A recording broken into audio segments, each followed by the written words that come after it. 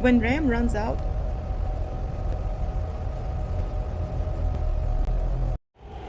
most BI hits a wall.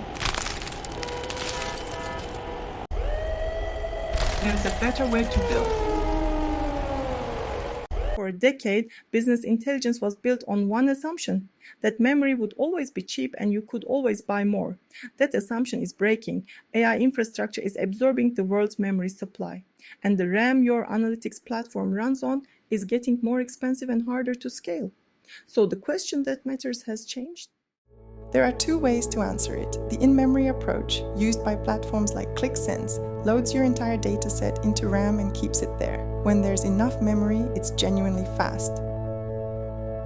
The hybrid approach, the one Turboard takes, treats memory as an accelerator. It keeps the most used data fast in memory and routes everything else to columnar storage or live sources built for the job. Here's where they diverge. As data grows and more users pile on, the in-memory engine fills up. At about 70% of RAM, it starts throwing away cached results. At 90%, it nearly stops caching altogether. And every result it discarded has to be recalculated. That load shifts to the CPU, and users feel it directly. Dashboards that hang, filters that lag. The hybrid approach routes around this. The columnar store answers queries straight from disk, and only the workloads that truly benefit from speed live in memory. And there's a smarter layer.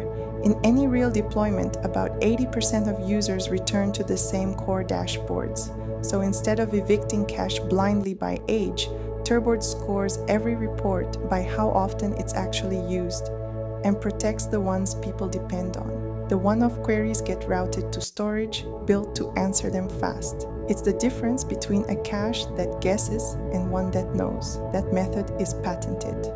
When memory is abundant, smart caching saves you money. When memory is scarce, it saves your performance. If your BI is starting to feel the memory wall, let's show you a different way to build.